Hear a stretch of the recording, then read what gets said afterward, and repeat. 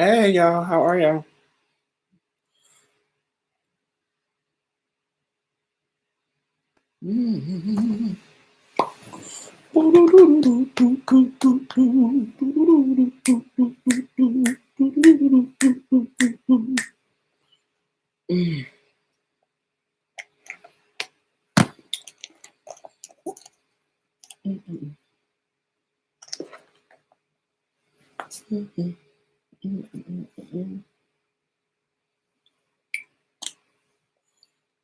How is everybody? Come on in. What Tabitha Brown say? Come on in, honey. Ah, come on in the room. Love Tab. She's funny. I love this hand sanitizer. Smells so good. It's called In the Stars from Bath and Body Works. I love it. Smells so good. How are y'all doing? How are y'all feeling? It is Friday night, and I am feeling quite well. Thank you.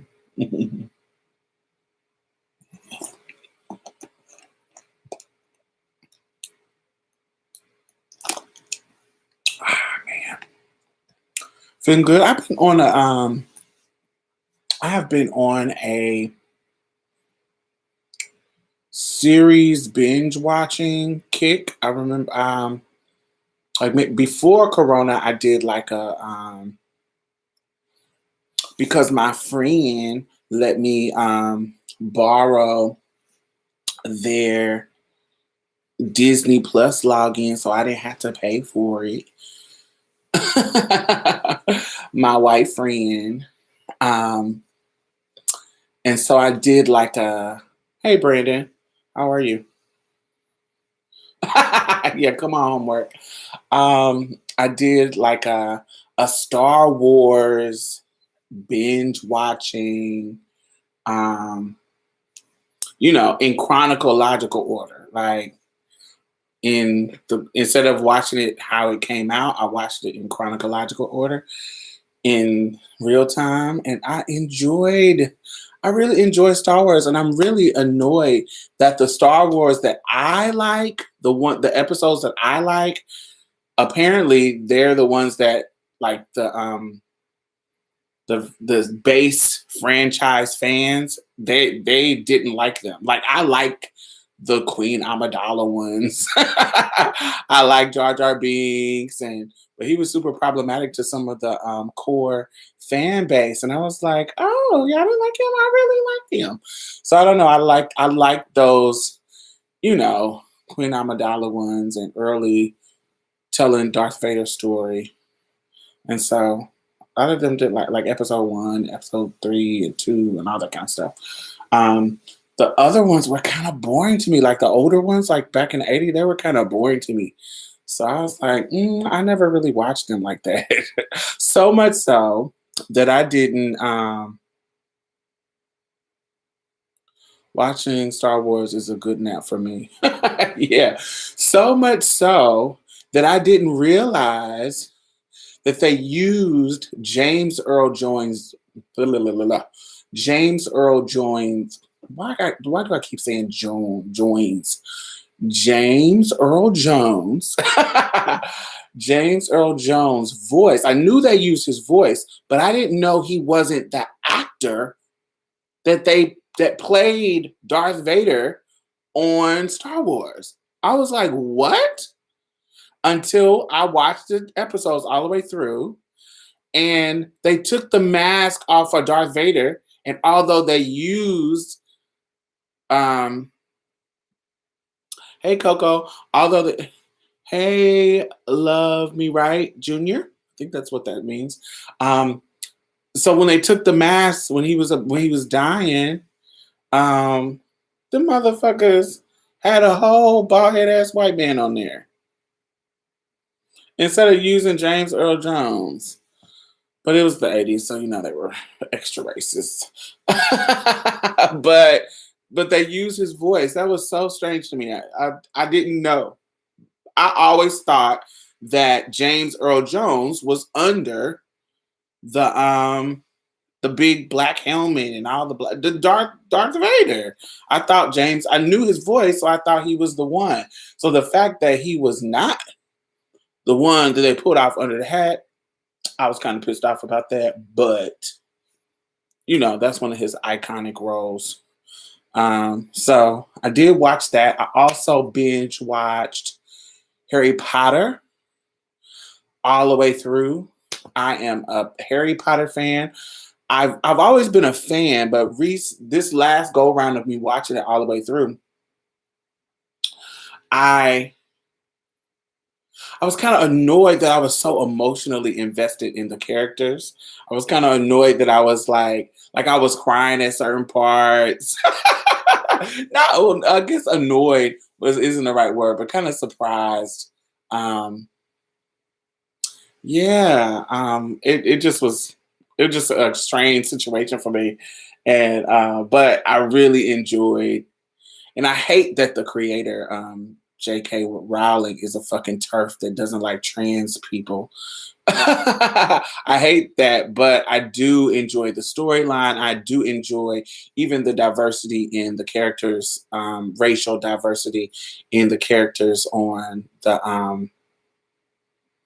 the show, because there was a lot of black students at Hogwarts. It was a lot of, you know, I just thought that was quite interesting. What else? So right now, I am going through a. Right now, I am going through a.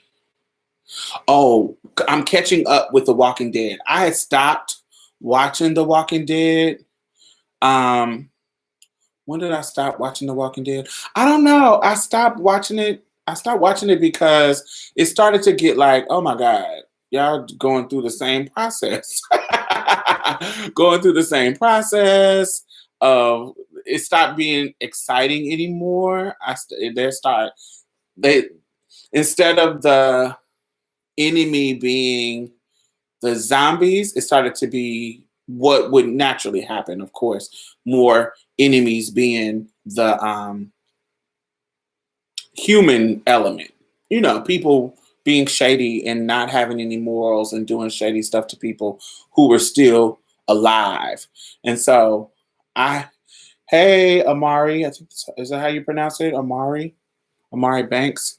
In the older Star Wars, Darth Vader was played by a British bodybuilder, but they said no, ma'am, to his voice. Thus, they used James Earl Jones. Yeah, because I was gagged when they pulled the helmet off him and he was a white man. Because I had never watched that episode to the end.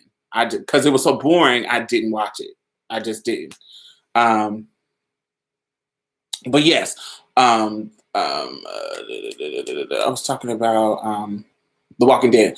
Yes, so now I was able to sit through. I'm going back and rewatch, not rewatching, but starting where I left off and doing a Walking Dead marathon. So I am on. I think I'm on season 7. I think. Um,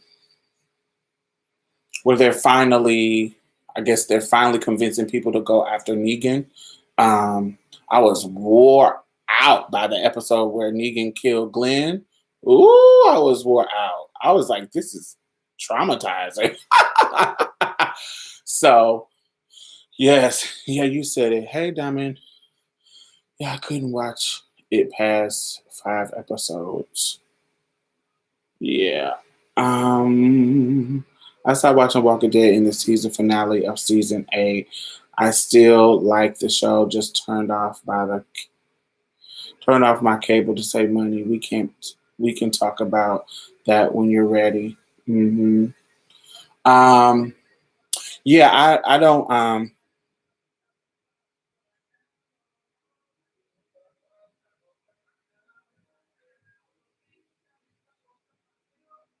It's like somebody's right out of my window with a radio.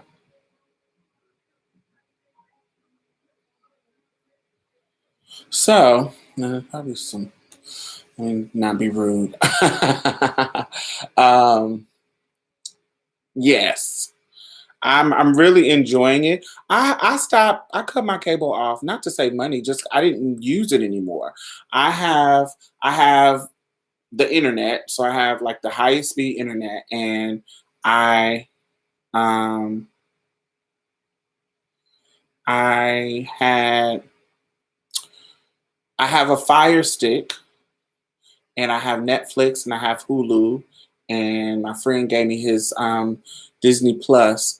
So literally, there's nothing. And oh, Hulu, my Hulu comes on my phone. Like it comes with my phone plan. There's like a bundle that happens, and so I get Hulu title and my Sprint bill, and I can watch live TV through Hulu. So I don't really need to pay for cable. Like I pay. So in total, I pay like $100, like $100 for all my entertainment, and anything else. Yeah, I don't. Yeah, I don't. My bill was high as fuck when I used to have the cables and shit. It was too high. Plus all the other stuff I wanted. No, you're not gonna get me. Sorry. Same. I started streaming so much with apps. Cable was no longer necessary. Exactly. I didn't use it anymore. Dead to me. I heard about Dead to Me. I'm gonna try to watch that later on. Um, yes, I'm trying to get into new things. Whatever y'all are watching. Yeah. Okay. Let me see. We're gonna start in like 3 minutes. If y'all don't know what the conversation is based on that I want to have with y'all is based on the last episode of the Grapevine, and they were having a discussion about um, I guess the general topic you would say is the connection between the disconnect and connection between the Asian minority and the Black minority. And I wanted to kind of discuss that. Oh, yes, I am watching Hollywood by Ryan Murphy on Netflix. Yes, that is really good. That is spicy, honey. I love that. I'm loving it. And the fact that they're giving some real history, a little bit fabricated, but it's like some real history behind the story that they're telling. I really, really love Hollywood. Hollywood is good. I love it. Yes, yes, yes, yes, yes, yes, yes. Mm-hmm. Oh, Hollywood is good. Ryan knows how to find Brian knows how to find averagely beautiful people. I hope that makes sense. Ryan knows how to find people who are not stunningly beautiful, but something about them is beautiful in an average way. It reminds me of have y'all read the book by Gregory Maguire, The Confessions of an Ugly Stepsister? If y'all read that book, throughout the whole book, you think that you're talking about you think the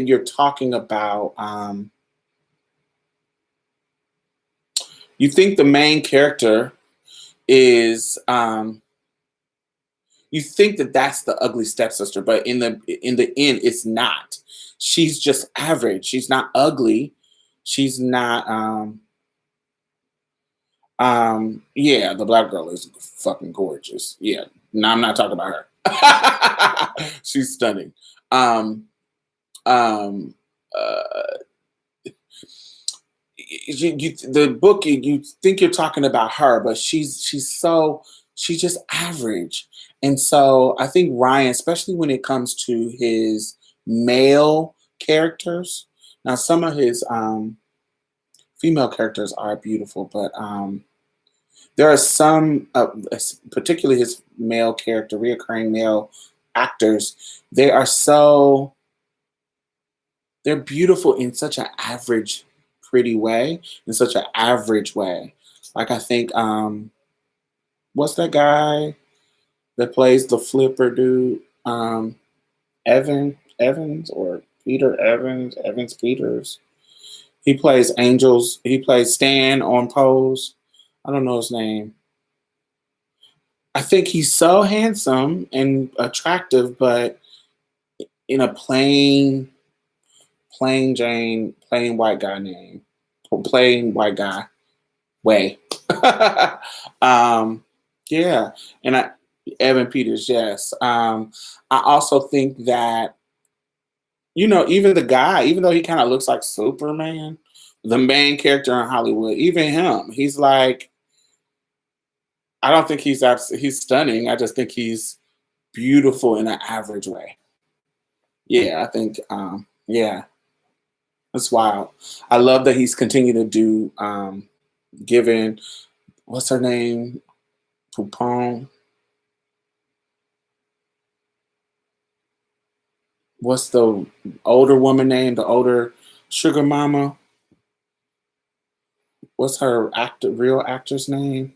The one that plays Frederica on Pose. Something Dupont or Lupon, something.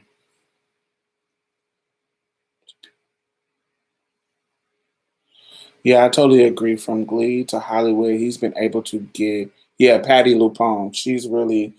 I love her character too. Yeah, he's really, really good at that. Let me think. So, all right, we'll get started. So, tell me, did y'all get to be able to average this? Is the new sexy? Yeah. Um, did y'all get to actually watch the episode on the Grapevine? What are some of the standout moments for y'all, like in the conversation, what really grind your gears and made you think about it? Cinema directed and produced on Hollywood too. Good. She got a whole deal with Netflix, so she better be milking it. I think that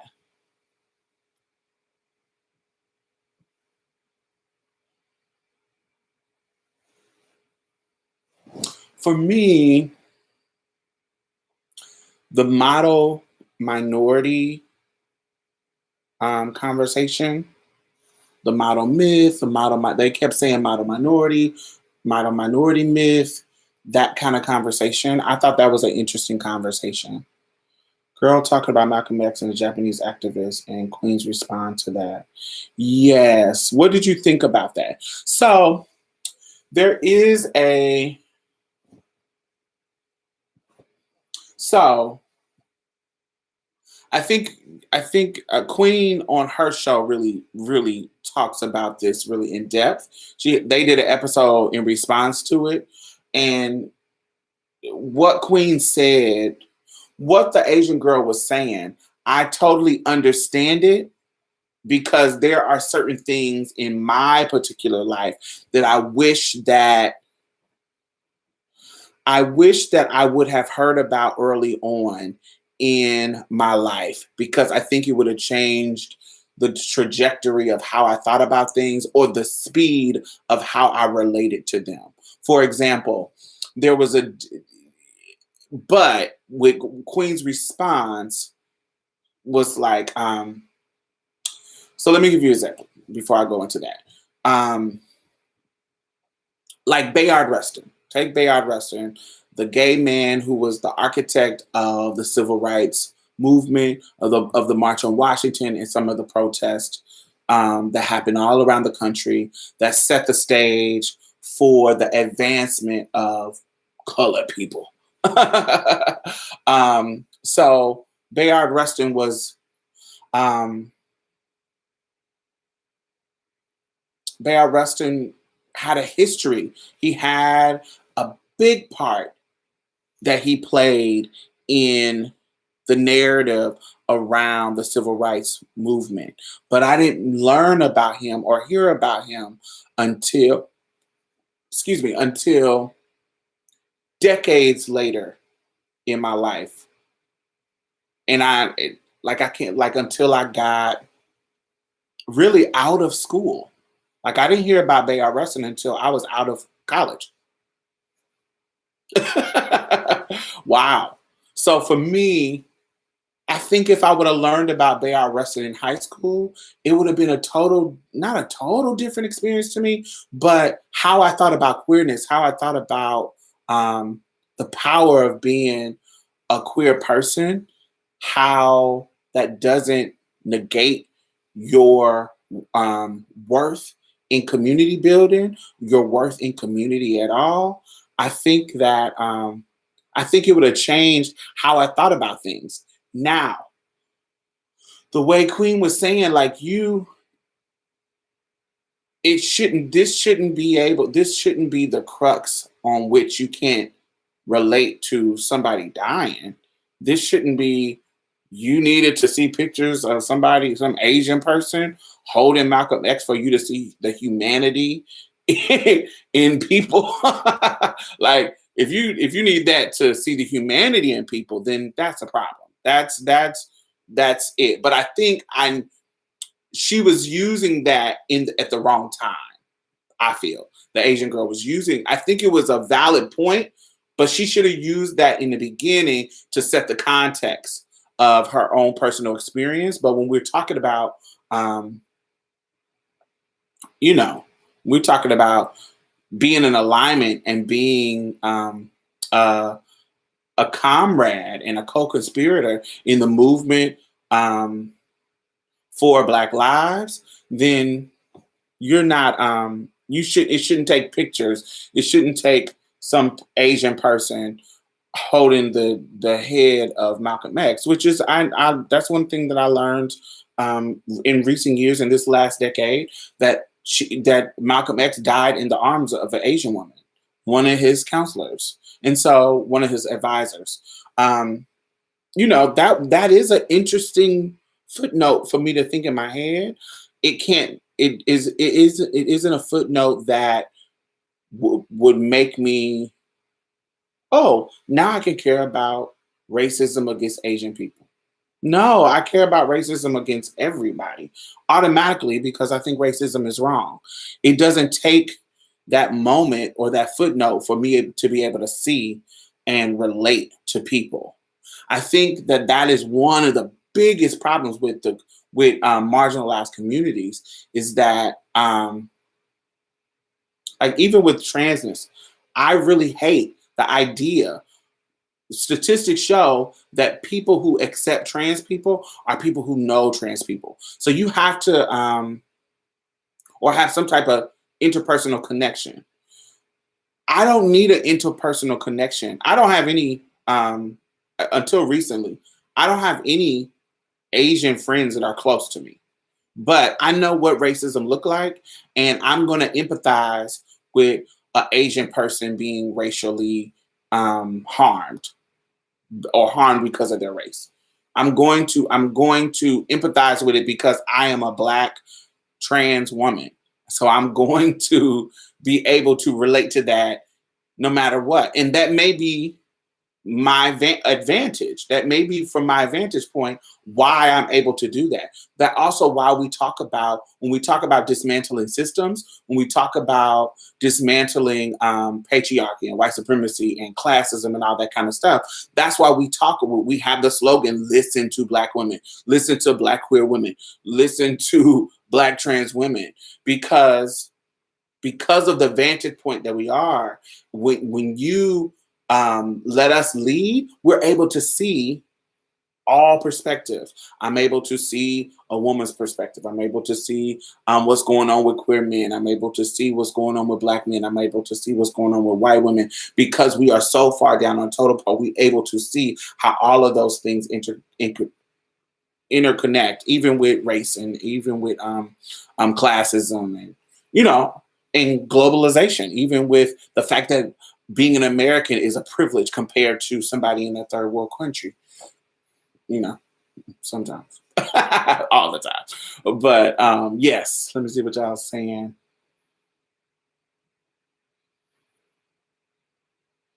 Um,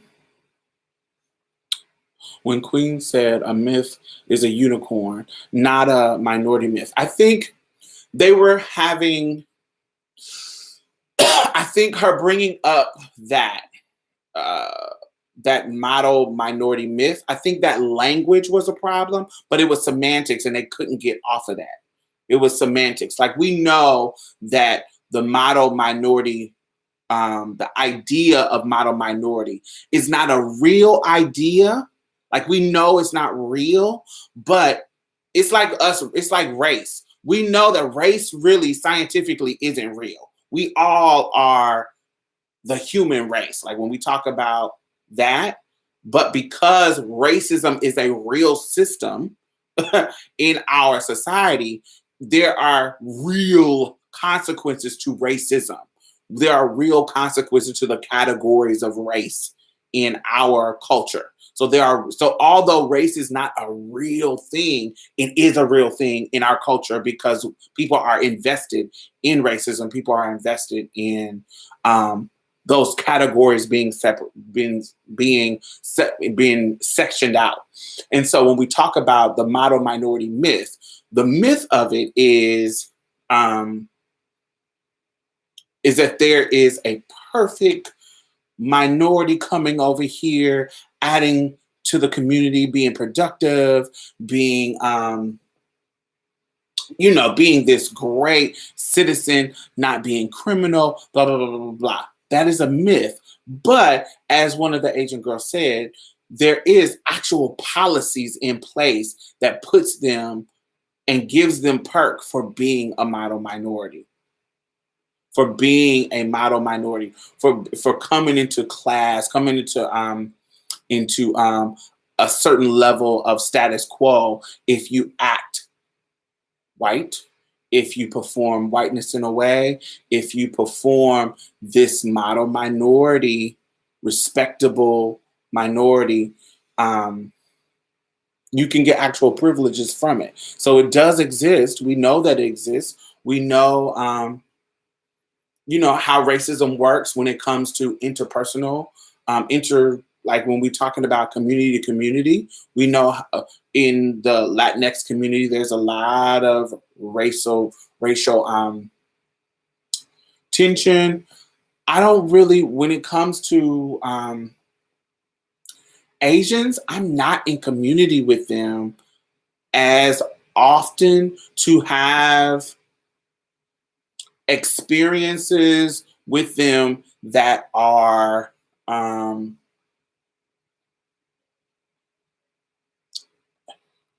that I can really have a really in-depth conversation about my interaction with Asians. I don't interact with Asians outside of going to get my nails done, going to an Asian restaurant.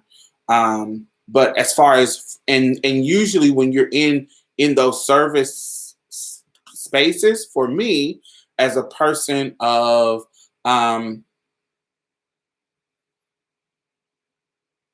I I have enough money to have luxuries of grooming and food that I want. I'm usually in a place of service, so they're always treating me nice. I've never been in this. I've seen videos, of course, of Asians, being racist and being extra in nail salons and different things like that. But for me, my own personal experience, I just haven't had no issues with Asian folks. I've only seen it and heard about it. Maybe not really any weird stuff that happened in the hair salon, like somebody following me around with the hair salon. I haven't really had that. I've heard my homegirls have it, but I haven't had that experience. So one of the main reasons is because when I come into a hair salon, I know exactly what I want. I grab it and go. I don't just kind of browse hair salons. So I'm not even thinking or paying attention to if somebody is watching me. I just go in, get what I want, and come out. So I can't really say that I've had that kind of experience with Asian folks.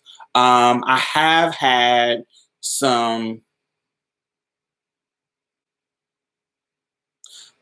I went to a predominantly black school, and there were two Asians that went there, and they were poor like us.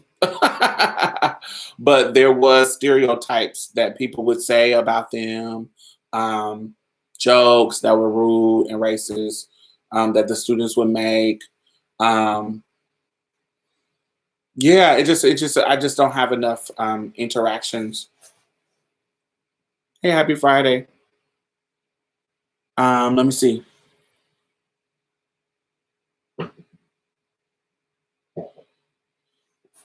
Mm, I thought she was just giving props and awareness of Asian American woman who was not known or seen. Same here. I could care less about when it comes to all. I feel same here. I care about racism when it comes to all. I feel you. They only care if their house is on fire, not yours, even if they're your neighbor. So, yes. So I do. There is a silence that happens with Asian Americans that I don't necessarily see with Latinx Americans. I can't say because I'm always in community with Latinx folks for some reason, and and it might be because we're the two on the bottom in regards to socioeconomic um, status in this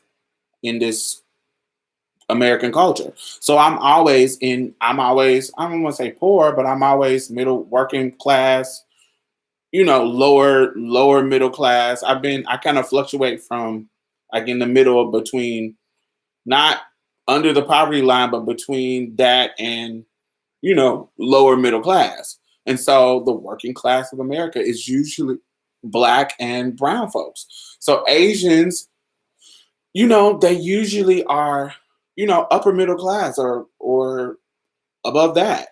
So the ones that I hear about. And so I know that there are poor ones, like when we talk about the brown ones and Vietnamese, but they not in my areas. I don't know one Asian girl or guy that lives in my apartment complex. Tons of Latinx, see some whites, I see some South Asians, but South Asians, those are the ones that they marginalize, the ones that are, like Indians and yeah, Indians, and I see them, but I don't see Pakistan. The Pakistan folks, but I don't see like Northern Asia or Eastern Asia. And I don't see them. I don't see Koreans, not in my hood, so I never see it in regards to that. Wait. I think the problem is that only now do we hear racism is association in association with Asians. Not that it hasn't been happening, but where the voices.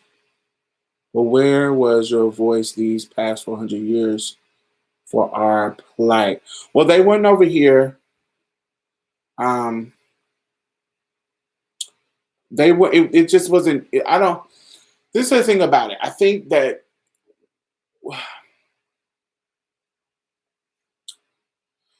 how I agree with that. I agree with that on the baseline level. I agree that there's a silence around um, current issues with racism. I don't need them to talk about slavery. I don't need Asians or Latinx folks. Um, they can a little bit. I don't need Asians to talk about slavery. I just need them to talk about um, and understand how racism works. Because I think that because of the model minority myth, they can align with whiteness a lot. I have seen it, haven't experienced it, but I have seen them align with whiteness a lot.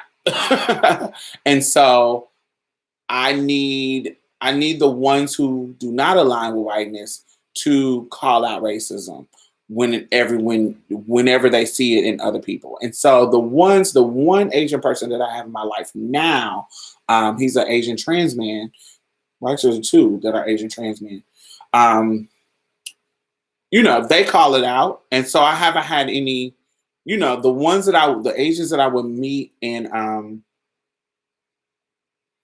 when I was working in retail, like they would act like regular white women. They would look Asian, but they would act very dismissive, very, you beneath me because you work retail.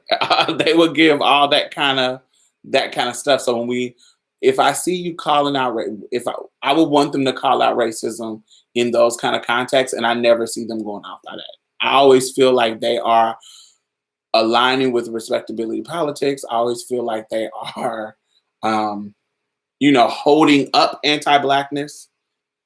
I feel like I think it's a different context when you go to somewhere like New York or you go to somewhere like California, where there is a big, it's just like Latinx folks when you go to like Florida, when it's a big population and a big melting pot in regards to like races and different things, like especially like in LA, like when we have varying types of Asian, when we have Cambodians, the brown ones, not just not just the brown ones, Vietnamese, the dark skinned ones, the ones that because they can, people can really they can really experience the brunt of racism because of their complexions, and it's different. um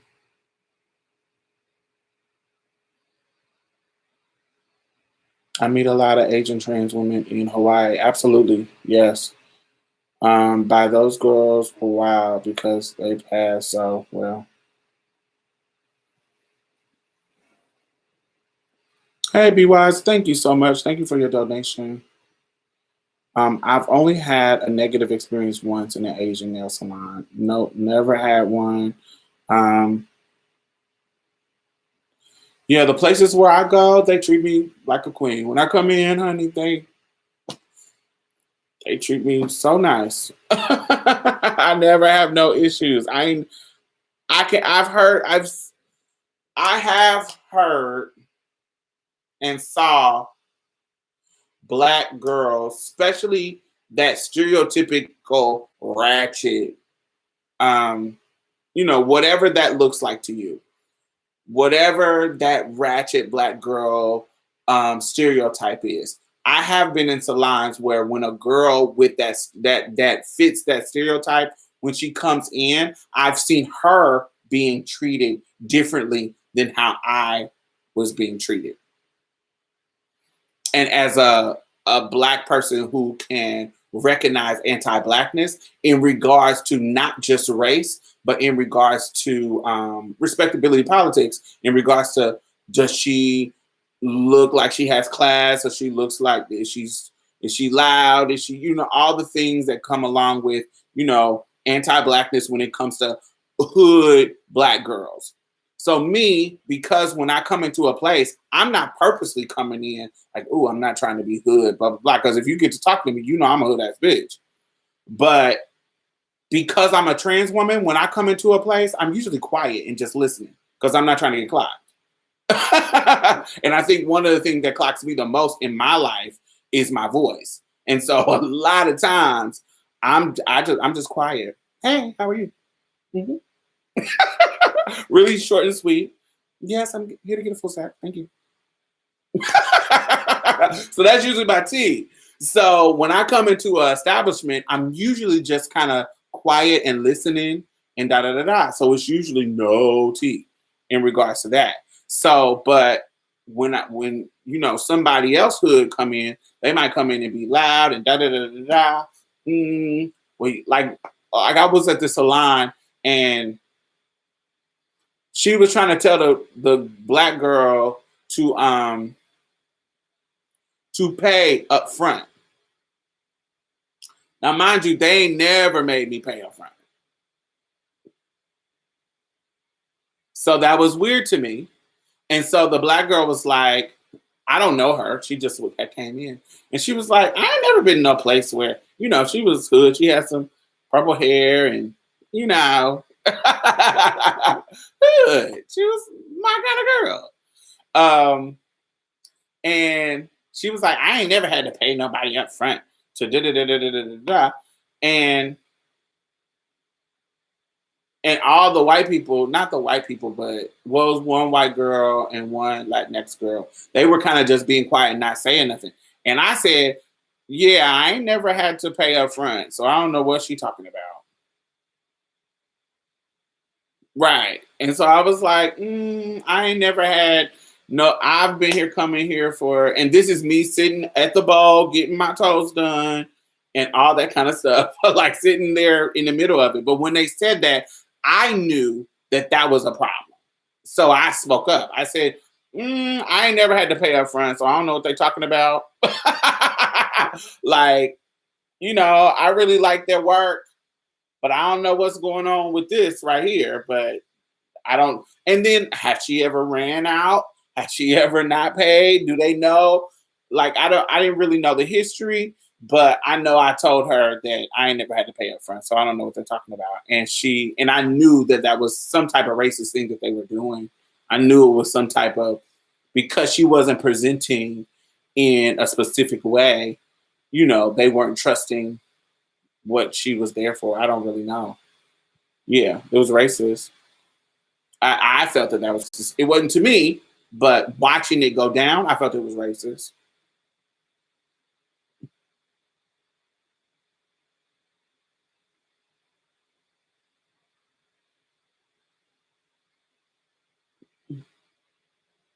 Yeah, she was. It could have been, but that to me, colorism, color. Yeah, she was dark skinned. Colorism is racism to me. It's just, it's just in the tone of your skin. It's still racism because you are based on how dark they are. You're treating me differently. Mm.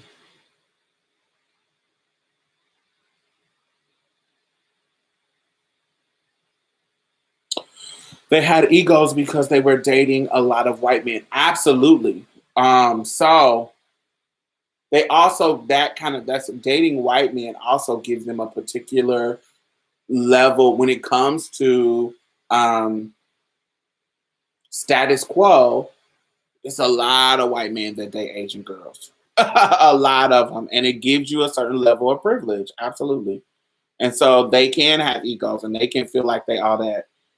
And I had conversation with Asian folks, and I didn't know, in the same way that like there's like this weird triangle of clashing when it comes to black women and the white women who date black men, that kind of weird clash. There's a excuse me, there's a weird clash that happens between Asian men, Asian women, and white men. There's a weird, strange little negative clash that happens because they feel like white men, because of their privilege, are coming in taking their women.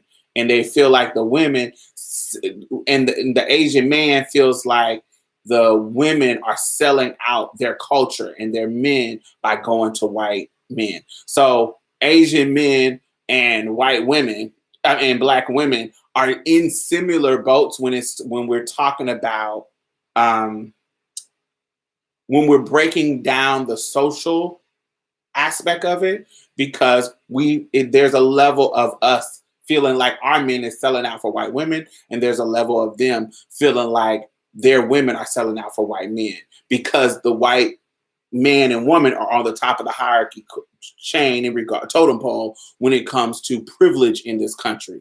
So Asian women go to white men, black men go to white women for that privilege. Thank you.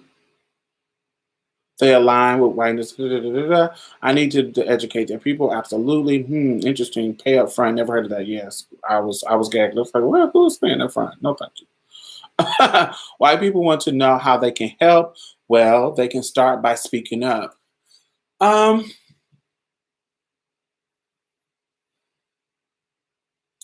Yes, but I just think that that is such a. I'm tired of mediocre allies. Yes, that's how you can support. If you can't support with a donation, you can support by thumbsing up the video. Thank you, thank you, thank you. Um, I think that hmm, I am over mediocre allyship. I am over mediocre ways to support me as a black person or me being a part of the black community. I am over mediocre ways of doing it. So sharing a link, I don't like that. Sure, do it, but if that's all you do in engaging with community and spreading the word, I don't think that's enough. I think that's mediocre. I think I think just speaking up is the base.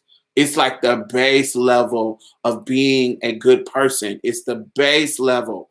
Like if I see somebody over here kicking a puppy, me saying, stop kicking that puppy. Why are you kicking that puppy? That is such the base minimum thing that I can do. It is such the basic level thing that I can do that I don't give people credit for doing basic level shit. I don't give people credit for doing that.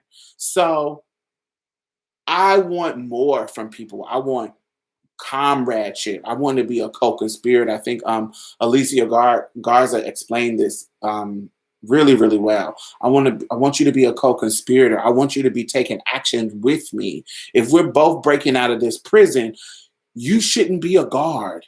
You shouldn't be a guidance counselor of the prison. I don't know if they got guidance counselor, but what you see what I'm trying to say? I want you to be an inmate with me breaking this motherfucker out. You get what I'm saying? I want you to be sure. I want you to take actions that can put you at risk as well. I want you to take actions. I want you to give up some power. I want you to give up some resources. I want you to fund some shit. I want you to put your money on the line. I want you to put yourself up on the chopping block as well. I want people to be more, to do more than just the basic speak up. I think it takes I think it's just a base level shit for somebody just to speak up when you see some injustice happening. I think that's you learn that in elementary. When somebody's getting bullied, that child that says, "Stop messing with him." That's like the base level thing that somebody can do. It's really, really quite simple and annoying to that they think it's enough to simplify. So I want you to speak up, but I actually want you to do more. I want you to be a comrade with me. Mm,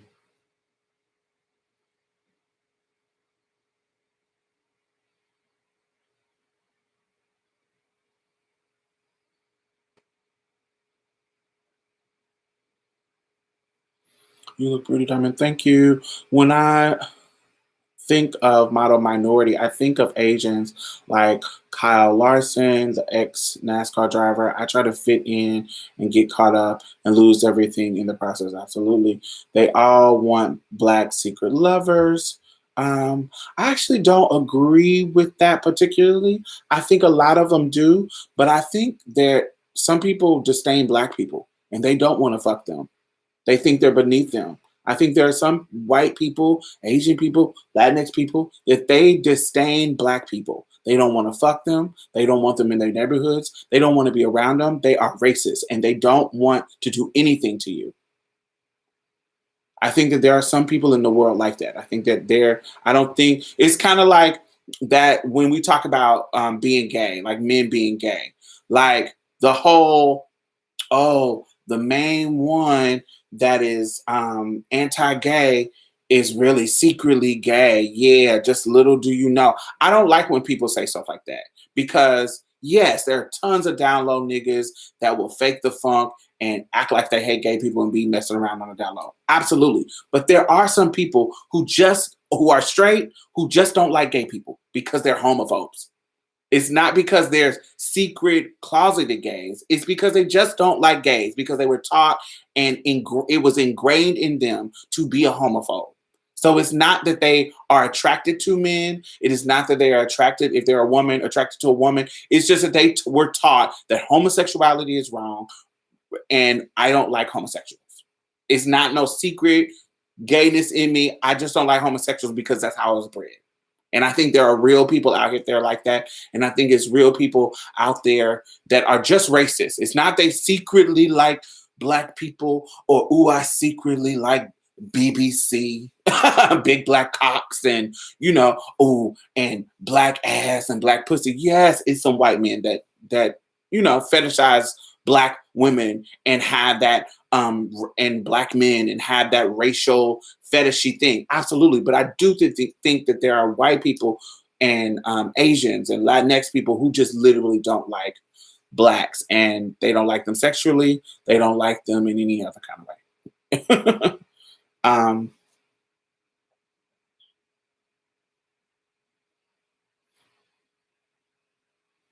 It's really human decency. Yes, it's just a basic human decency. Absolutely. It's really to be expected. I see. Yes, like look him up. Kyle actually really happened a couple of weeks ago. Is Colin Kaepernick a good example of what you're saying? Explain that a little bit more, Coco. I wish it were practice. Absolutely. Right. Don't break me off a piece of your loaf of bread, bitch. Help me get my own loaf home. Teach me how to bake.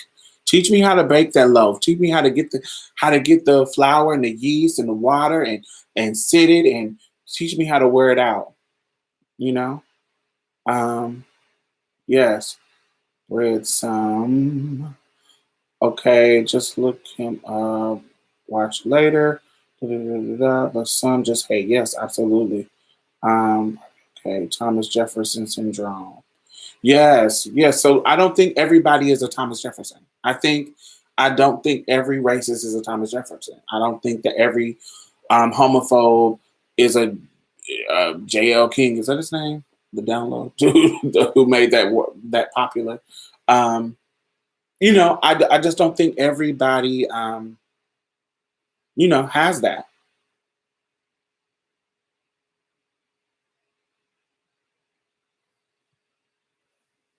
I don't think everybody. Um, yeah, I think that that is a truth in some cases, but I don't think that that is a truth in every case.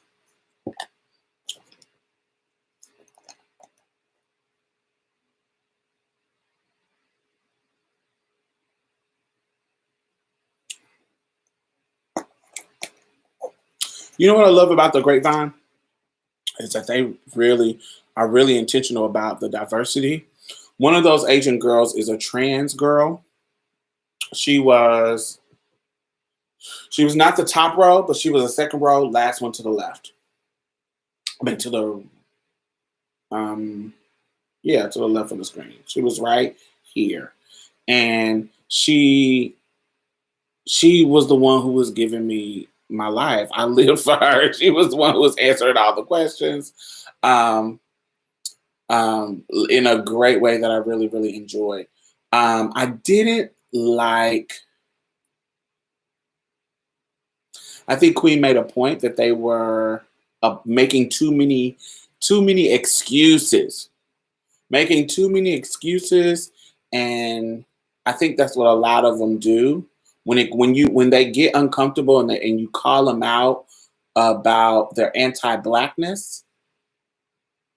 They make excuses like, well, the white people, the white schools didn't teach me about our coalition. The white schools, or I didn't hang around black people, or, whatever reason. It seems like it's always excuses of why you're not in coalition with us. And I don't find that excuses to be acceptable.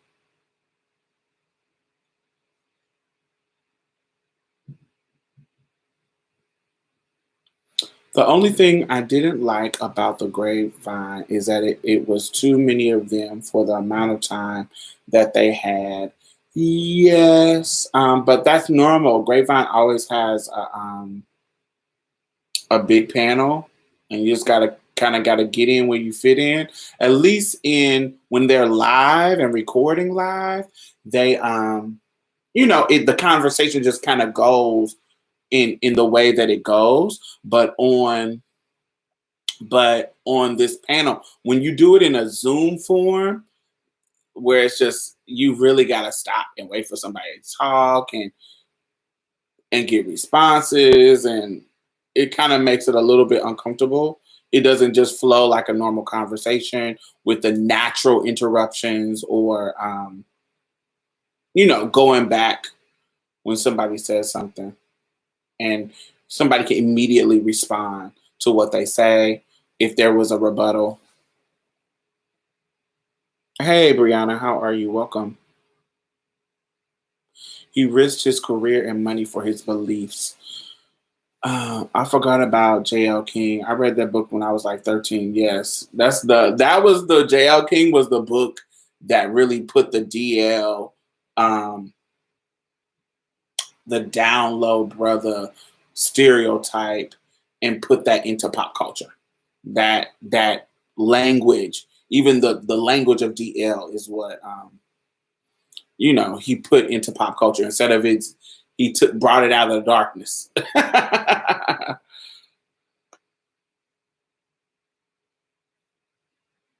I don't want to say he started it, but he's the one who shined. He basically shined the light, and all the roaches got to scattering. He's because that language was in our culture already, but his book put the shine a light on it. The dude originally from Africa on the panel was too Wilson. I love Wilson. Um, yes, I love what Wilson has to say.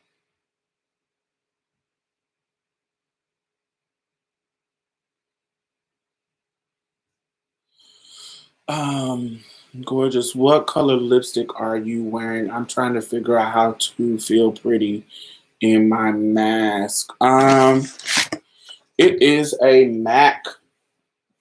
It is a MAC matte lipstick. I don't know what color it is, but it's a matte lipstick, so it doesn't come out when I drink my juice. Just a basic red.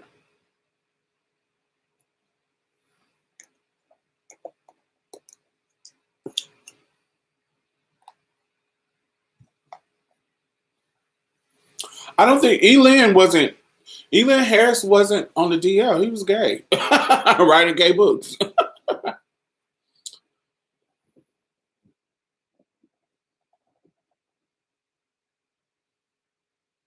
Well, actually, Brianna, that's actually been one of my dreams. One of my dreams, maybe like 5 years ago, 5 or 6 years ago, um, was to do a Grapevine type show with trans women. If I lived in a city where I had community that were focused to be able to do it, I would have done it. Um, but then Tea Time started doing theirs. We did start doing. I don't know if you were around then. I don't remember. Me and Miko, Queen Dingaling, me, Miko, Skylar St. Cox, and this girl named Grace and Troy Kennedy. Troy wasn't a host on the show, but he would be a guest um, all the time. And we would do this blog talk radio show. This was like '07, '08. '07, '08, and it became really, really popular. Like it was really, really popular. Like we all started in the BGC chat rooms and we started doing a blog talk radio show on '07, '08, and it got real popular. We used to have amazing conversations. And it was one of the things that grew my YouTube to where it was. And we used to have great conversations. It used to be amazing. So I was like, oh, because I saw the potential in that, I was like, that was like,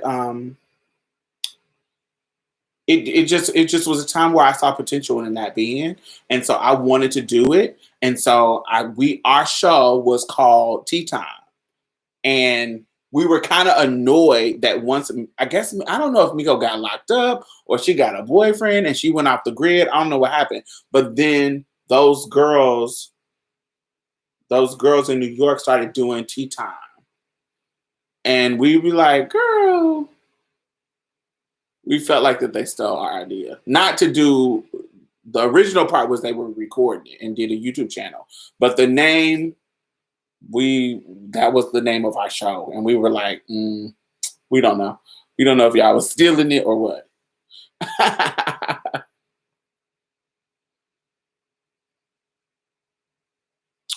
Speak to minority coalition outside of America. How do you feel about the treatment of Africans in China? Also, the China invasion of African country. I think that all of that is deplorable. I think that um, Asians colonizing Africa and using those European tactics and those capitalistic, imperialistic tactics to exploit Africa in the way that Europe has done. I think it is all late. I think it's tired, and I think that it is deplorable. And I think that um, you know, I don't. I don't know what we can do about it. Like that's something that's like when it comes to racism in America. Like somebody in another country can be like, "Oh, I hate the racism in America." But it's not their job. It is the black Americans' job to, not just us, but to, it's Americans as a whole job to dismantle this problem. But we are the hallmark of that in regards to America. It's hard for me to,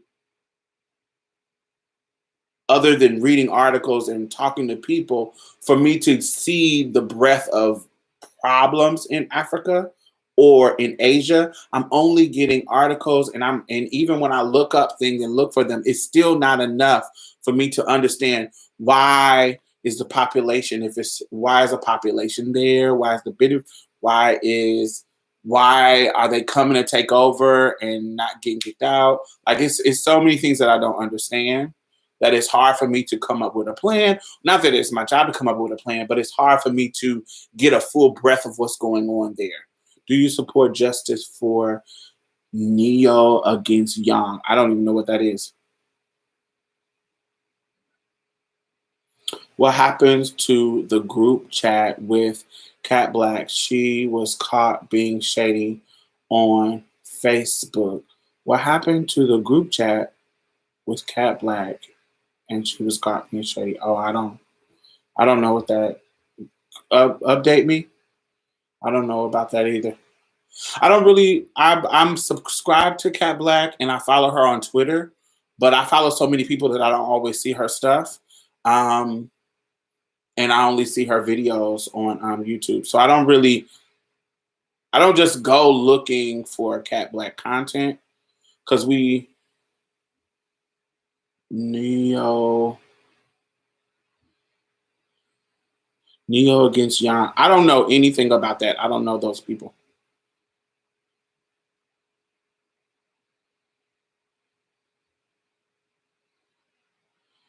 Do you support justice for Neo against Yan? Yeah, I don't know those people. Whatever you say, I really don't know. Aiden, I really don't know what you're talking about. Are you gonna fill us in on what you're talking about?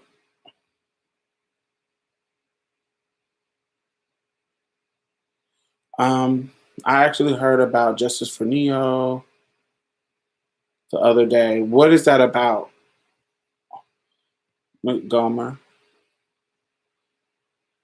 Remember the large group chat back in the day with all the trans girls? Was I in there?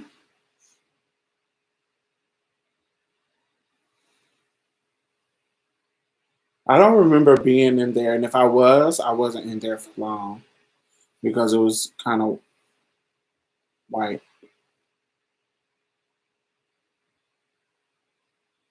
Just Noah, not Neo. Justice for Noah is about the anti-cyberbullying campaign. Noah got bullied by a guy, and we want justice for him. Hmm. Yeah, I don't know Noah. I don't know any details about it. Hey, Murdy Thinker.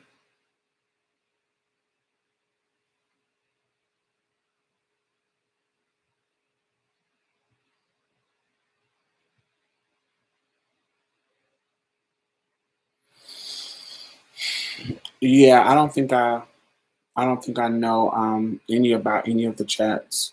I would hear certain things that would happen in them, but all those girls were out of my age range, so it almost seemed some of the stuff that they would talk about would seem very okay. You feel me? It's like okay, y'all. Yeah. I,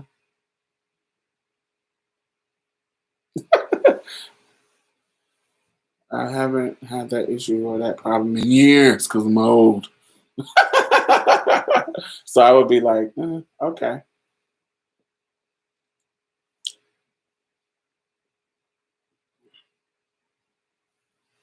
let me see.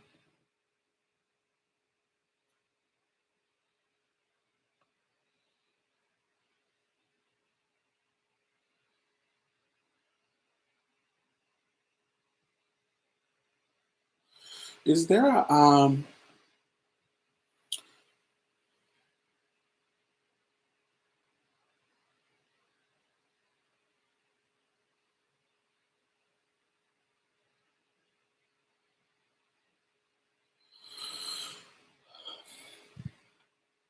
Murdy Thinker? I've been watching LGBT videos for the past few months. We straight people finally accept you. So let me stop you right there because that's not true. Um, and are for equality. Stop right there. That's not true. A lot of straight people are not.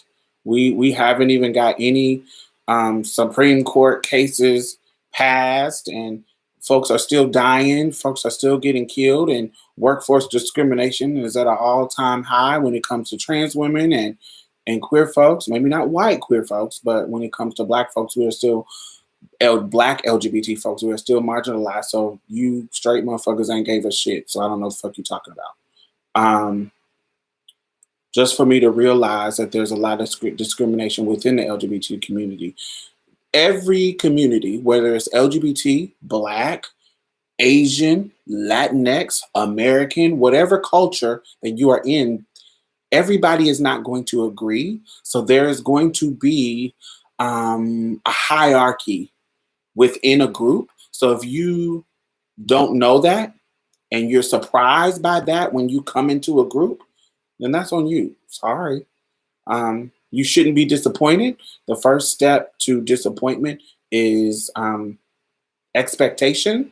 When you're coming into a space that is not of your own, you shouldn't be having expectations. You should come in and be learning. You shouldn't be in a position where you're setting up expectations to be disappointed.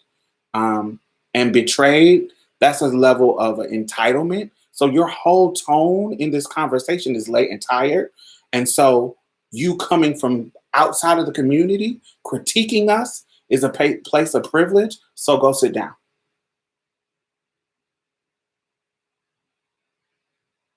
There's supposed to be a love and acceptance in the world.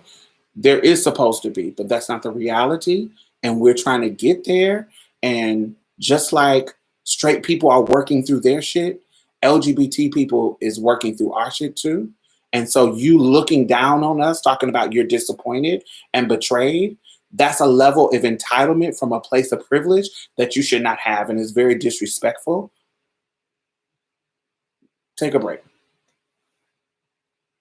How do you feel about the backlash of associating with the coronavirus with China, but the lack of backlash when we call our viruses West Nile, Ebola, and MERS?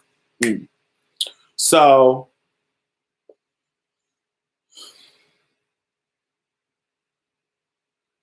or even the Spanish flu.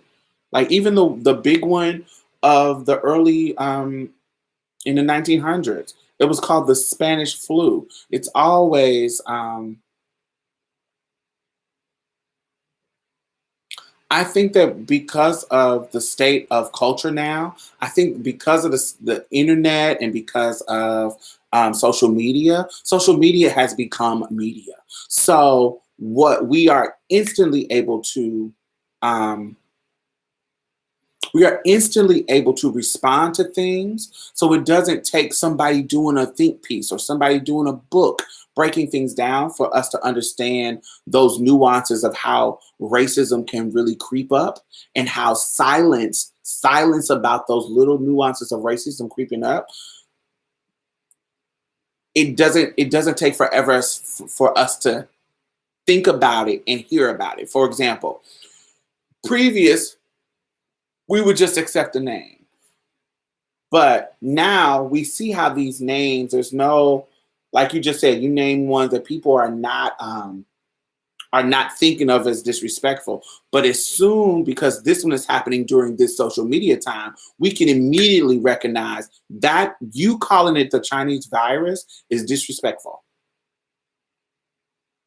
You calling it the Kung Fu virus or the whatever that is, you calling it that shit is disrespectful, and we can call it out immediately. Previously, it might have take some time for us all to be on the same page about that. I don't think that we. I think that's the beauty of the internet right now. We're able to fastly work through the bullshit.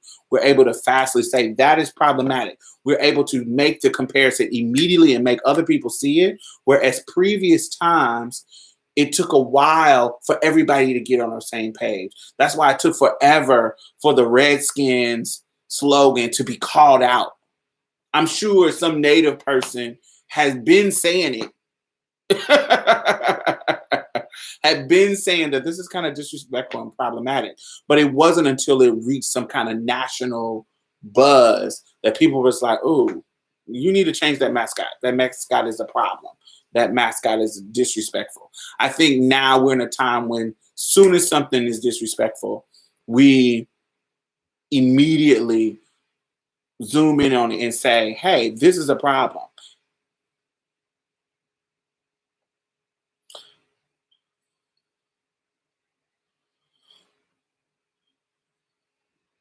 One of my Jamaican friends has black colleagues in China, and it turns out one of the reasons why Chinese think black people have coronavirus is symptom corona is dark or discolored skin.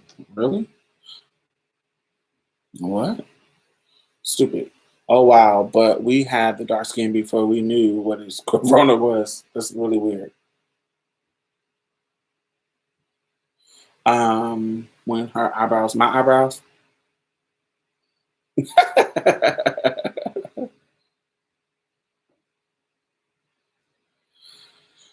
um, I wear a black mask. It's very black, very simple. I have some gray ones too. It's not Gucci. It's a regular black mask. Um,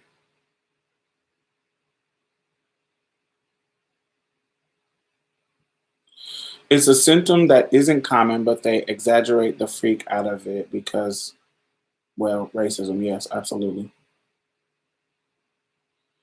Now the Chinese know they started the corona. I think that's racist. I don't think that. I'm not into conspiracy theories. I think that Mother Nature is tricky. I think that Mother Nature changes. It adapts, and there are going to be there. This is something that happens across history that's been recorded. You don't have to create this. Mother Nature does this on its own. That it transfers. Like um on Netflix, the Explain series, they really break down Corona really, really well on a scientific level. So I think that's really, really interesting to to watch because they really explain how it works in regards to how it mutates.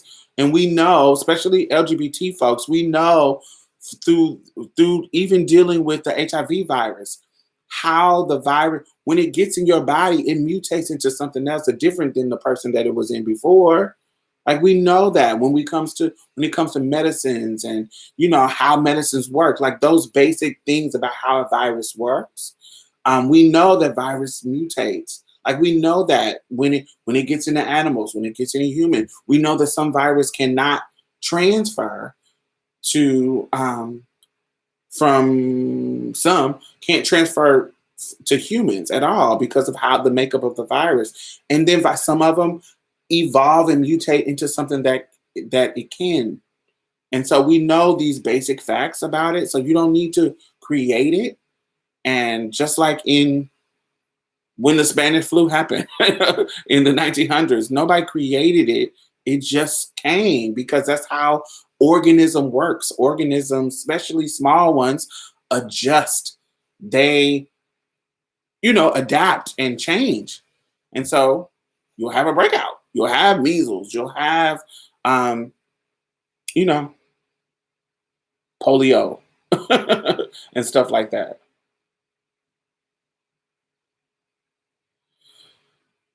Um, Murdy, better find the doctor. I'm just saying. Why? I'm confused by what you're saying to me. Now, how my family being killed? Not how my family being killed. Do you think that after the heightened racism of Asian dies down, we will see increased positive synergy between blacks and Asians? Do you see them being legitimate allies? So, I think that in certain circles of Asian population, especially the brown ones, especially the darker ones. I think that they're already in community and already in coalition. I think in that conversation, in that conversation, they talked about some of the numbers being even lower. Like when we talk about arrest rates and murder rates and that kind of stuff being even lower in um, even lower than black people or higher in the negative range when it comes to arrest and poverty, blah, blah, blah, and some of the brown skinned Asian people. I think we're already in community with them. I think we're already building coalitions in certain sectors of the community, especially particularly in major cities. I think we already have that. There has Asians been in Jamaica for forever. They have. I think we're already doing it. I think that is already happening. I just feel that, especially the more browner the country, I just feel like this is shining a light on it.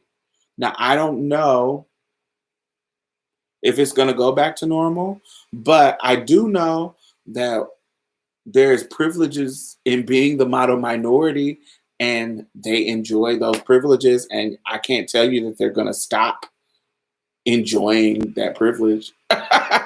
If they align with whiteness, they're going to continue to get privilege in this country because that's how white supremacy works. So, I think there will be some type of synergy, but I also think that there will be people still aligning with whites. Do you think after the red his ass, my God, in common for science to name is common after places they originate from.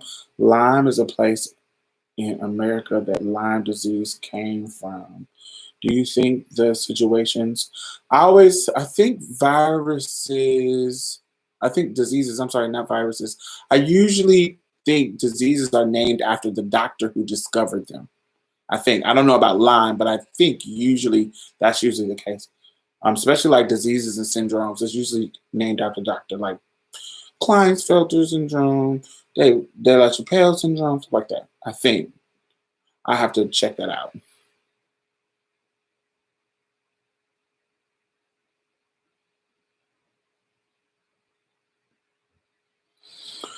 Did you used to go to ballroom? Did you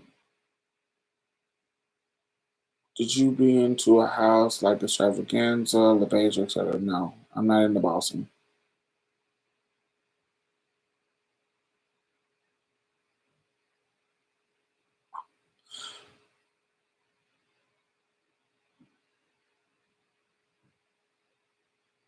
No. Um, do you think the situation that Asians are in now is a proverbial in card? Explain that a little bit more, Brandon. I think on the larger scale, Asians will never see us as equal to them outside of being another paycheck to them. They want nothing to do with us. I hope I'm wrong. Hmm.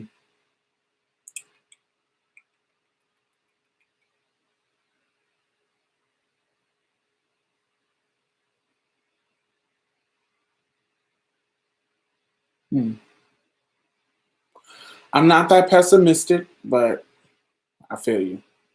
I'm not that pessimistic, but I feel you. As long as they can benefit from how the system's working for them, the ones that it works for, not the brown ones, but the ones that works for, that minority exploitation and that model minority privilege that they get. Um, as long as it works for them, they're going to continue to exploit it because they're trying to come over here. The immigrant ones are trying to come over here and make a life for themselves in the same way that Latinx folks are doing. But the ones that have been here, they are trying to upgrade and go up in the status quo. And to go up in the status quo in this country, you have to sometimes align with white supremacy. And so aligning with white supremacy automatically makes you lean into being anti-black.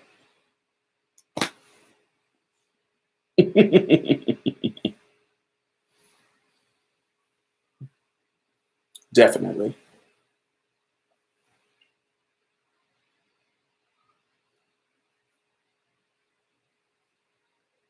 Do y'all feel that the relationship between Latinx folks and Black people versus Asian and Black people is different, or do y'all see the same? And what's different?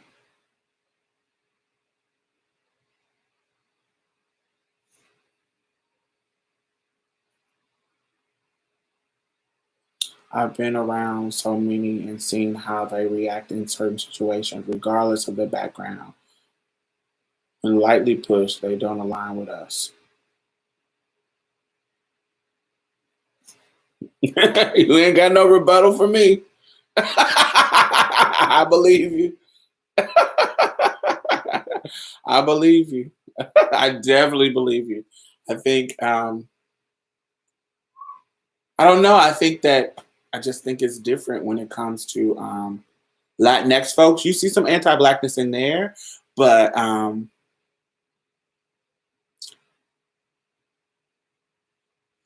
I think our culture has blended for so long, and their culture is unique to them. Like when it comes to Asia, like Eastern and Northern Asians, their culture, they have, when they come over here, it's like they already have a set culture and they're just trying to come over here and make money and grow business and be better than what they were over there. And it because of and so coming into how America works as immigrants, coming into how instead of it being us who came 400 years ago and we've been here, been oppressed, and they have years of intricate systematic setups to where we're on the bottom. They can come in and say, hey, how do I exploit this situation? These white people can pay me. I can grow business and pay. I know the Black girls like their nails and their hair. And so, how can I exploit this situation?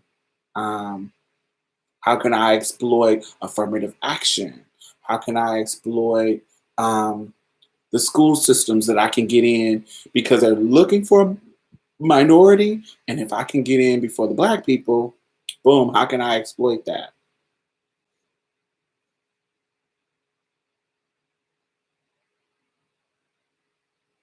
Right. And send money back to open businesses at home. Exactly. That is totally true. All that stuff. I think they come, and but I don't think that that's exclusive to Asians. I think that all the immigrant people I know do that. The African, the Latinx, the Asian, that's what they do. This girl, I'm gonna tell you what she used to do.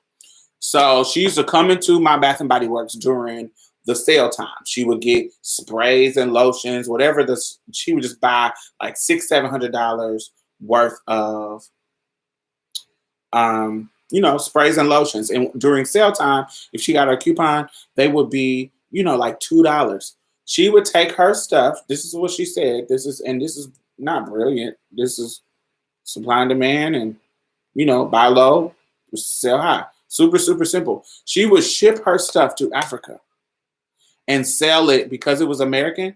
She would sell it for $20, $25 because it was American sprays and lotion. Something we would never spend some Bath and Body Works for $25, $30. No.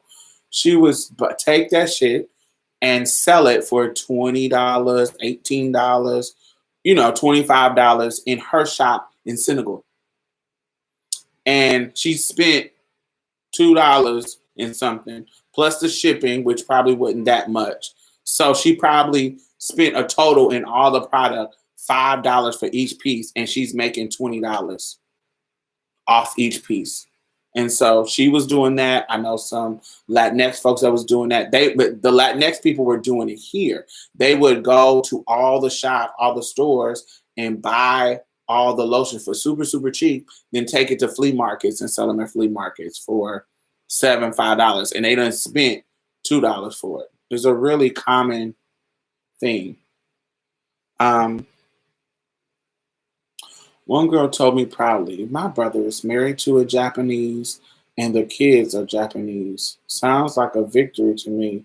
So as long as we see them as superior, we're gonna be inferior." Oh yeah. In my particular culture, we don't see as Asian folks as superior at all. Um, not in my circle of people. um, Different and similar. You always have the whitewashed ones, Latin and Asians that hold up white supremacy, but I think Latinx folks are more in tune with us. We mash together. Yes, absolutely. The Spaniards type of Latin folks are the ones that to me align with whiteness. Um, but the of course, Afro Latinos, yes, that because they black. But yeah, I think the ones that Spaniards, they be real white. Yes, this is common amongst non-Americans to send money home to support family. Absolutely. That's what us natives do. You're looking like a beautiful geisha. Oh, I do love this shirt. This shirt is my Asian shirt. I wanted it to look Asian for this episode. Well, thank you. Um, what else? Yeah, I think everybody do that. I think exploiting Americans' capitalism is really common.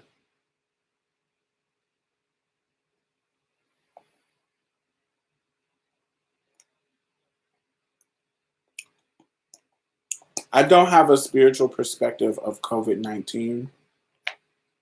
Let me see. I do think it's mother. I guess that's spiritual. I do think it's Mother Nature's. My spirituality is rooted in nature. Um, So I think this is Mother Nature's way of saying, sit y'all ass down. I'll reset this motherfucker. I take y'all be like the dinosaurs and I take y'all all out. I think this y'all fucking over me and I know how to reset. I can make the heat. I can make the heat rise up and baby, these motherfucking viruses are gonna mutate and go crazy just because the heat rising up. I can I can make some. There is fucking chlamydia in balls of chlamydia in the Arctic Ocean, y'all. Balls of chlamydia. It's chlamydia, but it's a different kind of chlamydia than the sexually transmitted one, and it's like balls of it. Like look that up. That they just recently found in waters of the Arctic, not Antarctica, Arctic, and so it's crazy. Not in Florida. Down here, Latinx folks be heavy on the anti-blackness. No. In Florida and in the Caribbean and in South America, anti-blackness is it built into the system. It was a whole caste system in Cuba and look at Dominican and Haitian. It's the same fucking island, but this is the black side and this is the Spanish side. Tons of anti-blackness and Latinx folks, and they run everything down here. Yeah, in Florida. Do you know Wiccan society, or are you into paganism? Wiccan is pagan. Yeah. I'll kill y'all before you kill me. Yeah. No.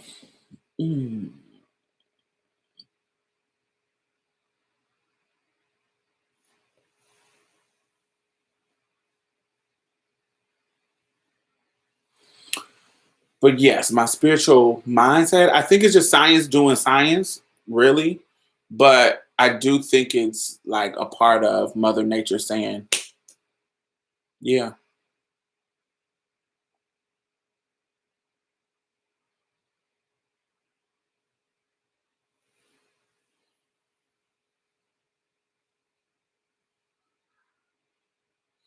I am casting spells on white races as we speak. Do you think the model minority myth is used to divide minorities? Absolutely. It's actual policies in San Francisco. Okay, so when they were getting when they had threw the Japanese in and other Asians who probably weren't even Japanese, when they was throwing them in prisons just for no reason, when they let them out, because unlike us, they weren't trying to give us no motherfucking reparations, but they were giving them preferential treatments. Like they were giving them lower rates of interest for them to move into the hood with black people and take over it and push black people out. So they were literally giving them, but they didn't want them to move in white neighborhoods. So like in San Francisco, there was literal benefits for Asian people to go and gentrify black ghettos. And so there has been like actual policy, actual rules and shit that benefits them. And that benefits them. So yes, that model minority thing is it was intended to divide. Absolutely. Keep the black people over there. They're never going to be the model minority, and keep the Asians here. They're coming into the country. The only way you can come into the country is if you already have degrees, if you already have something to enrich. We're just here because y'all can't exploit us in the slavery way. So we're just here dealing with all the rule changes and all the bullshit that you set up to keep us down, the redlining bullshit. The redlining bullshit in regards to keeping us in the ghettos and keeping us poor and keeping us out of school systems and keeping us out of things, the systems that we have been fighting against. They can come in and get these benefits of the model minority. Absolutely. Um, the one Vietnamese lady on the panel spoke on how it was Black and Native American soldiers who were sent to fight the Vietnam War for the white supremacist benefit. Absolutely. We always are pegged. That was a great point that she made. We always are pegged against each other or in a situation where we got to battle for scraps with each other. And so that's going to create tension between us. It's kind of like when we talk about white feminism and Black feminism, because we are all fighting against patriarchy. There's going to be this tension when it comes to, I don't know if y'all seen the show recently, Miss America, with Kate Blanchett, and it's about the feminist movement of the '70s, the ERA, and I think the show is brilliant because it brilliantly shows how each and every demographic can sell out the other demographic. When we talk about the heavyset white lady that was selling out Shirley Chisholm during her campaign just for incremental political change, even like with us with Joe Biden, picking somebody who's moderate like Joe Biden and not picking somebody who's progressive like Bernie, just so we can probably win and get those moderate incremental changes. I think that the show was brilliant. Miss America was brilliant in showing how each and every person was selling out their base just for political gain, even on the right and even on the left. And so there's always those tensions when you have different levels of privilege. And so it's always going to be that. And they're going to always put us in that situation.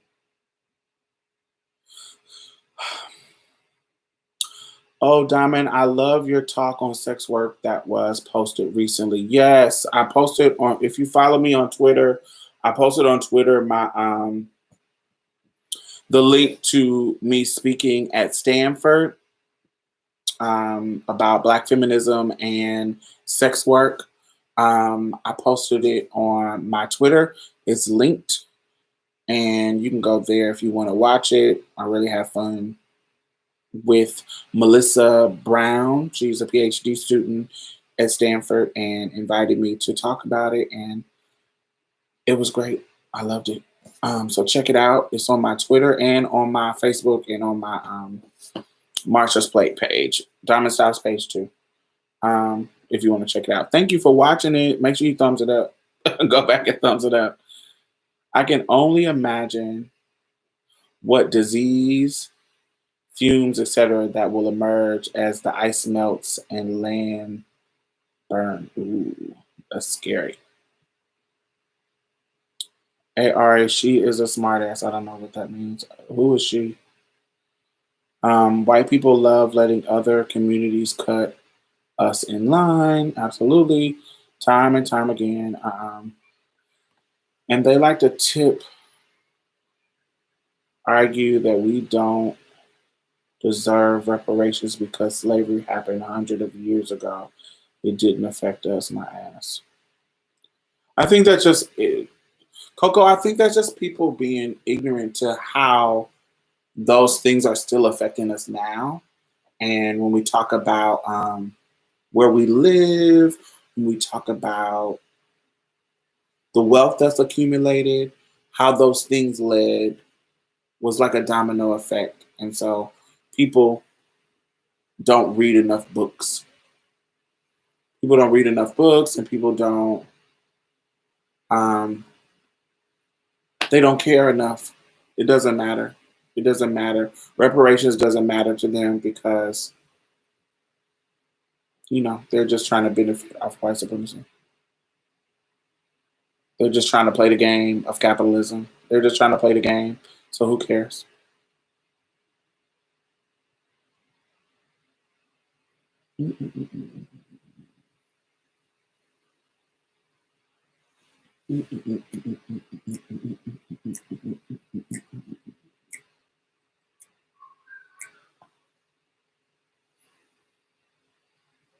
Yeah. And so that's really the basis of reparations. Like you exploited this situation and you owe people for their work. You owe people for all the things um, you exploited.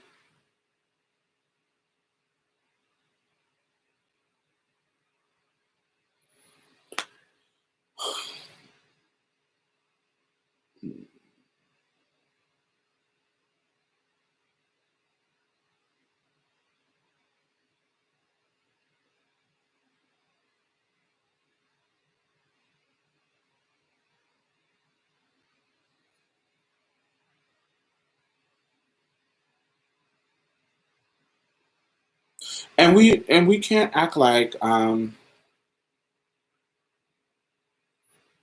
my great grandmother my great grandmother was a sharecropper. Like she was married to my grandfather, who was a sharecropper, who worked the land of plantation owners. And so their parents, when we go back to when I look at the census and the ledgers, it's only a couple of generations from that time that my family lived. My family is from a plantation on Mississippi, like a plantation in Mississippi. Like, no. Yeah, I posted that Yui.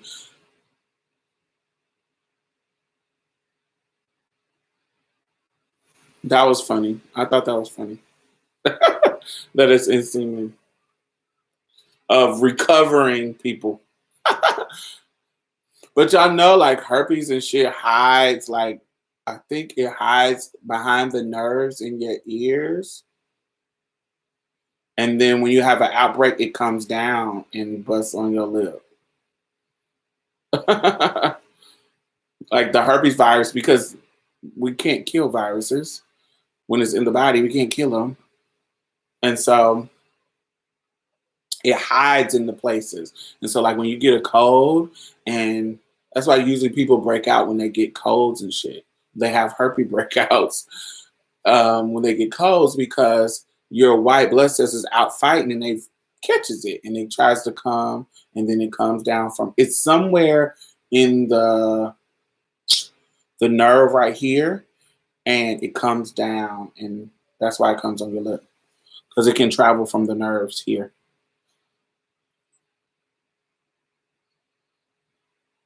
Hey Ty, how are you? Thank you for donating.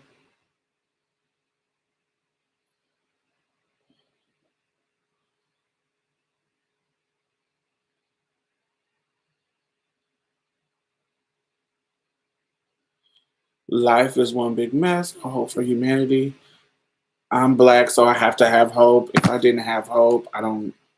We I have to have hope.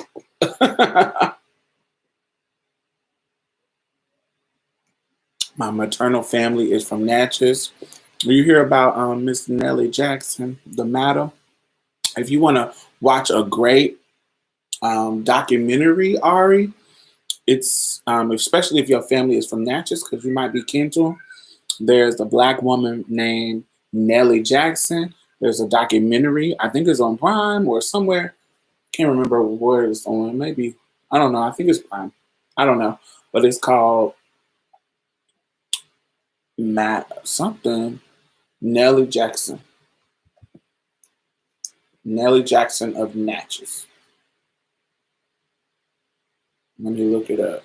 And it's a good documentary of a black madam who had a whole house.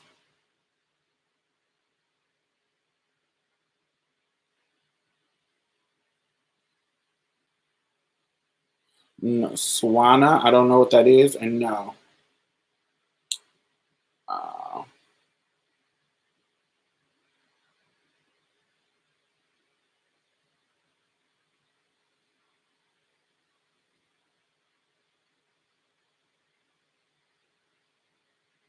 it's called Mississippi Madam, The Life of Nellie Jackson.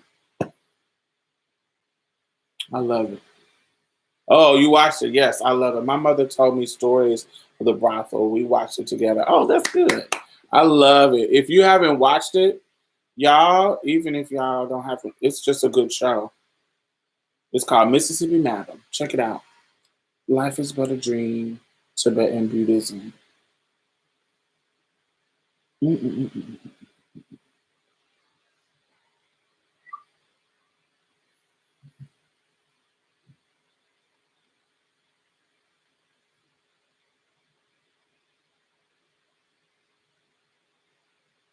I live it. I got my life, Brandon. I got my life. I was watching. I was like, gee, this bitch was tipping in, bringing motherfucking expensive bottles of liquor, paying to get her hoes out of jail. Baby. I was like, yes, Nelly, wear it out. She had bitches from all over the world.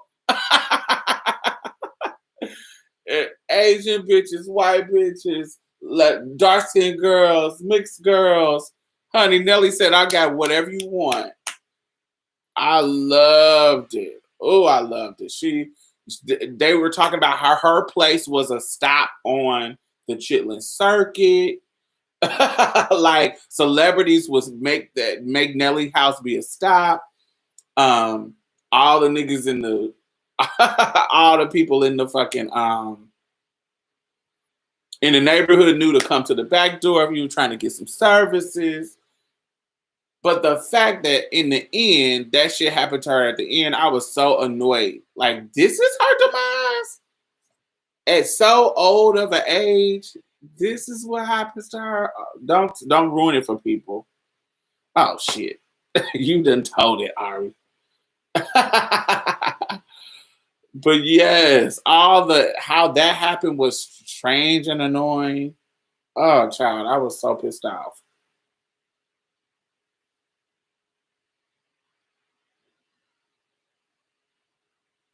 Hmm.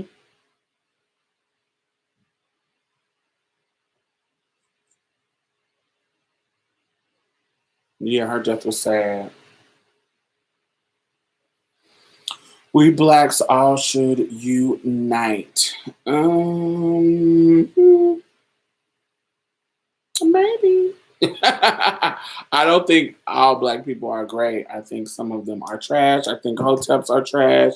I think if your blackness does not include LGBT folks, if your blackness does not include a global mindset of blackness, I can't fuck with you.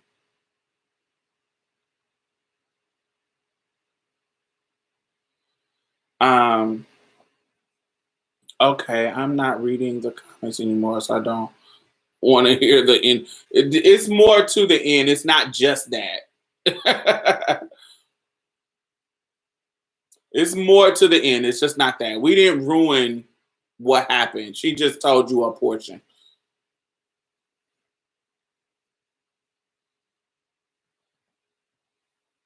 But yes, watch it. It's really, really good. It's really, really good. Let me see.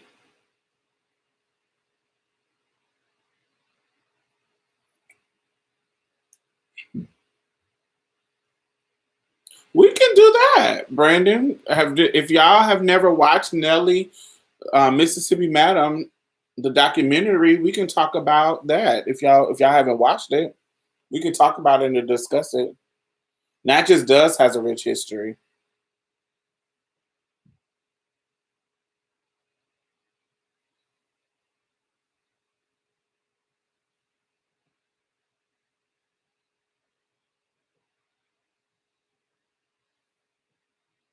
Hmm. Absolutely. Do y'all want to do that one? Yeah, she was the. She wasn't just. She wasn't just She was the madam. Um, we can discuss that. Trying to think of what else do y'all want to talk about? I just haven't. I haven't really been watching any new stuff because I've been binge watching basic stuff. But that documentary is good. It's free on Amazon. Yes. Okay, and we can talk about it Friday, next Friday. Hmm.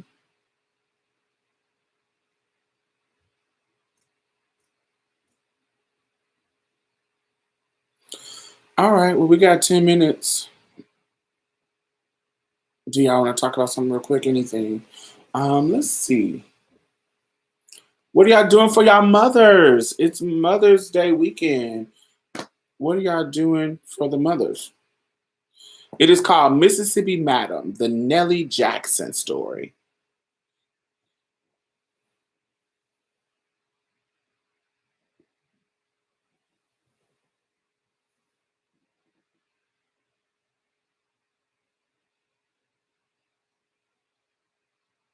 When does Handmaid's Tale come back? In June, apparently. June. So next month. Let me see.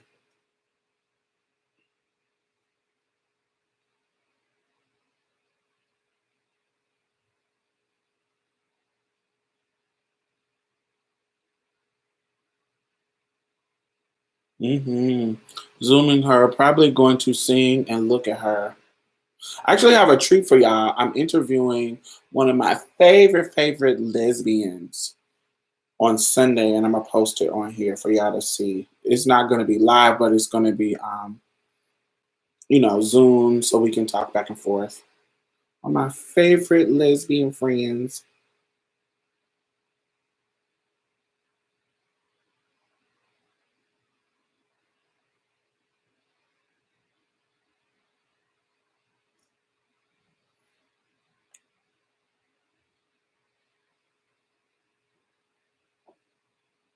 Mm, let me see. Handmaid's Tale, season 4. It is news.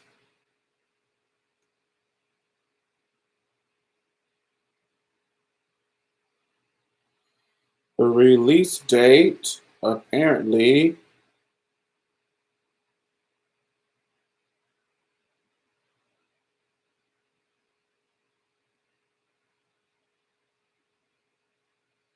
is June.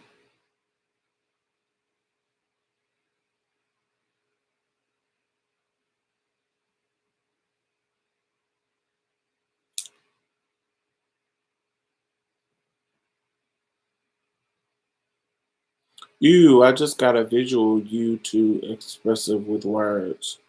I don't know what that means.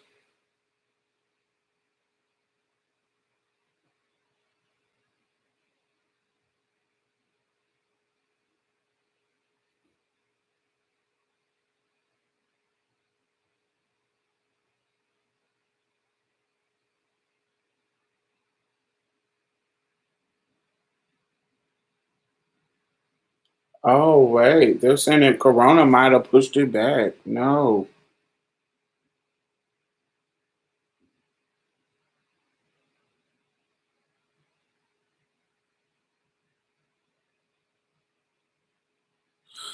No.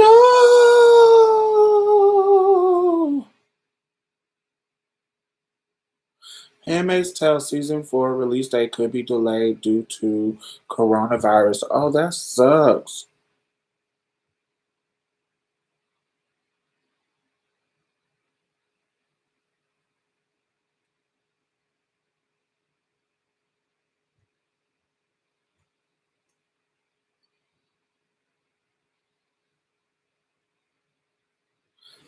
Production of Handmaid's Tale season 4 began March 2nd. Oh, so they hadn't even fucking recorded it.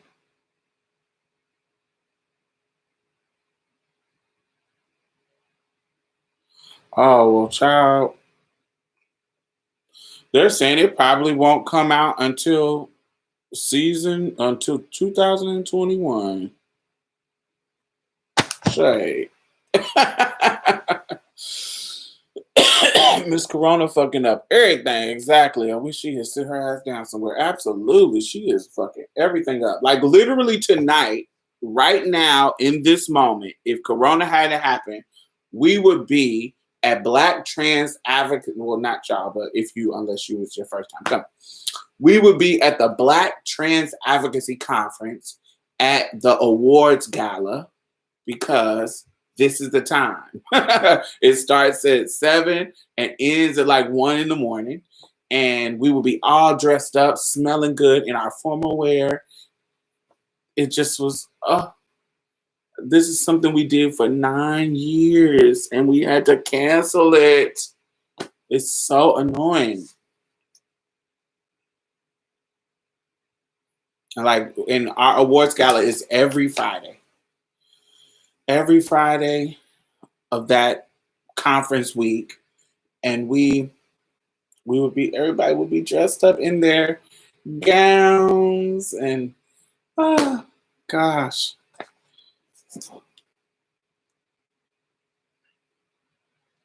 So annoyed by that.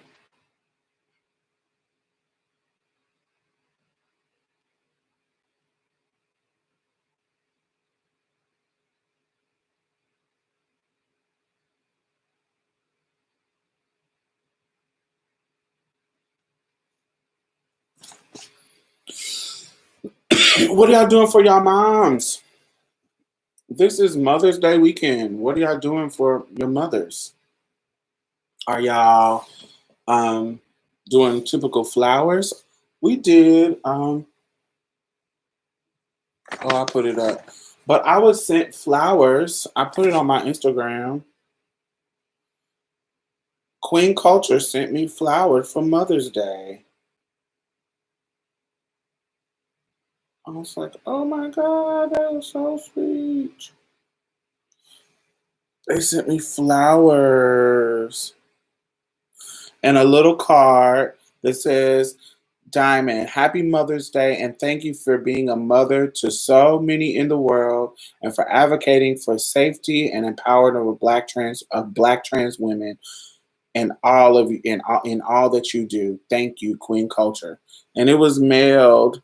It was so cute. And it just was 2 bundles of flowers. It made me cry earlier today. It was so sweet.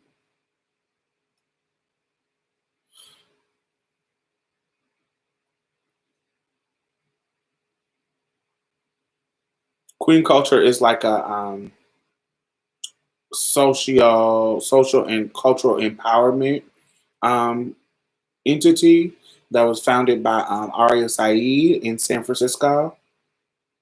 And they do really, really great work. And they have one of my times going to my first time going to Hawaii, they paid me to facilitate a therapy workshop with Valerie Spencer, and it was so beautiful. It was so beautiful.